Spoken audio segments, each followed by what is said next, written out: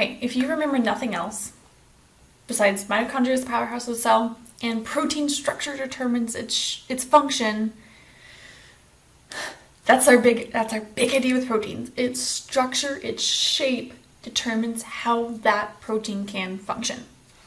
And that structure can be changed by the environment. Changes in the range of pH, in the temperature of the environment, and the concentration of ions in solution can all influence the structure of proteins. Which is why a lot of organisms have a homeostasis range that they're comfortable in, because that range lets their proteins function properly. And proteins are life-giving, right? Life cannot exist without properly functioning proteins. Structure determines function in proteins. Okay, so again, its unique three-dimensional structure determines how it carries oxygen, how it carries out its chemical reactions, determines its shape if it's active site, if it's an enzyme, right? And if we alter that structure, we alter the function, often making it non-functional. So some proteins can be denatured. So a denatured protein is basically when we have its unique specific three-dimensional structure, and then we basically say that, nope, we're going to unravel it. We're going to break apart that three-dimensional structure, and it's going to kind of just be a ribbon of amino acids, right? That's what we call denaturation, or denaturation, you might hear it pronounce that. But the idea is that these are still amino acids that are connected together, but they've lost their unique three-dimensional structure, and therefore this protein has lost its unique function. Okay, so what can denature proteins? Well, a lot of the things that we do to cook or preserve food denature proteins, because these different environmental factors denature the proteins of bacteria that might cause us harm, right?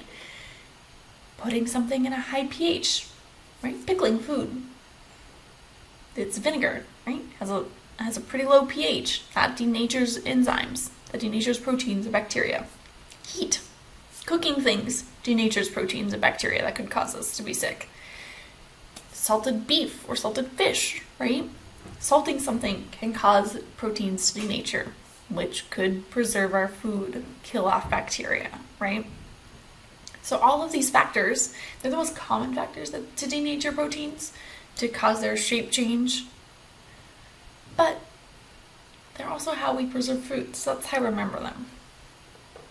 Okay, so let's talk about how these different factors cause shape change in proteins. So changes in pH can alter the bonds between the side chains of proteins.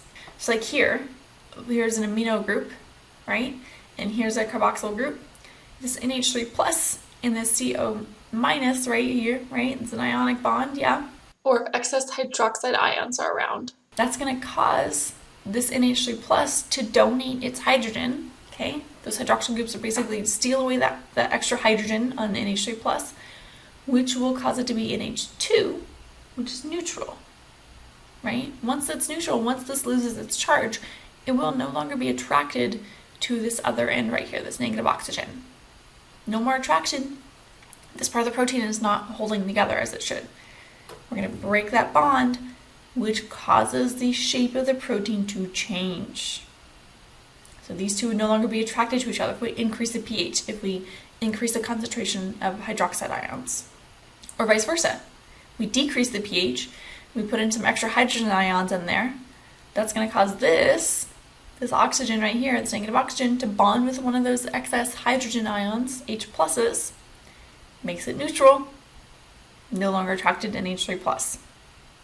Okay, changes in pH breaks up bonds like this, which then means that this part of the protein and this part of the protein will no longer be in close proximity to each other because they're no longer attracted to each other. That force that was holding them together, we're breaking that apart.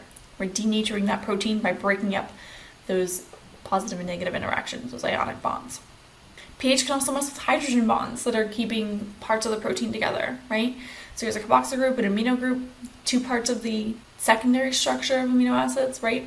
Hydrogen H plus comes in. That might cause this oxygen to bond with the hydrogen ion instead of bonding with the amino group over here, right? which would mean that this part of the amino acid, this part of the protein is no longer really attracted to this part of the protein, breaks up that bond, that force that was holding that protein in that very specific shape is broken. No longer holds that shape, and guess what? No longer has the same function. Heat can break up hydrogen bonds and also disrupt hydrophobic interactions, right? Interactions between the side chains of hydrophobic amino acids. So basically, heat is an increase in the movement of molecules in solution. They start to move faster. Increasing the heat of a solution can also cause molecules themselves to vibrate, right? That slight vibration, that slight movement can start to break apart the hydrophobic interactions, can move them far enough apart that they're no longer interacting with each other, which means this region of the protein is not attracted to this region of the protein. It's going to break apart the force that's holding that together. It's going to change the shape, and it's going to change the function of that protein. So again, the way we cook food or the way we preserve food, oftentimes it's there because it denatures the proteins of bacteria that might be harmful to us, right? This is how we cook eggs. So when we're cooking an egg, right, raw eggs, the egg white is clear and kind of gooey. We cook it, it becomes hard and white, right? That's caused, this whole color and shape change is caused because we take apart the albumin, that's a protein that's in egg whites. The heat breaks it apart, which causes it to aggregate, which also results in a change in shape and color. So now it goes from clear to white because they're aggregating together. They're no longer suspended in solution once heat breaks up the bonds within that albumin protein. But is everything lost? Right? Once that protein's unfolded, can it go back? Well, it depends. So depending on the extent of the denaturation, so if maybe only a small region of the protein is denatured and not the entire protein itself, some proteins called chaperone proteins can take a misfolded or an unfolded protein and refold it. So it depends on the extent of the damage, right? If there's just a small part of the protein that's changed its shape and isn't functioning properly, it can be refolded by chaperone proteins. But if it's completely dissociated and it's kind of like, all right, well, you got some real mortal wounds there.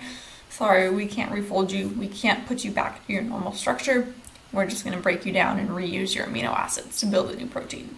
So we talked about pH and heat and ion concentration can break up the bonds that hold a protein in its unique 3D shape.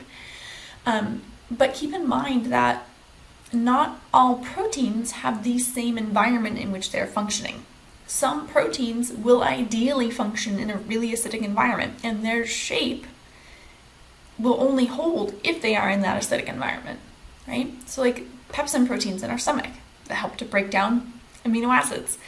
The shape of those pepsin proteins is dependent on actually being in a pH that's really, really low, right? Stomach acid right around pH of 2, lots of hydrogen ions. That pepsin protein works best in that pH. We take that pepsin protein out of that really acidic environment and it doesn't function properly because the hydroxide ions start to mess with it.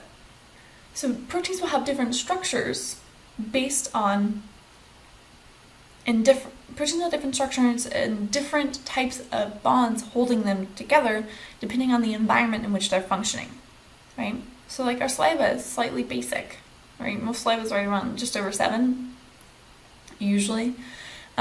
So proteins that work in our saliva, like amylase, which help to break down carbohydrates, function best in this range of pH, right?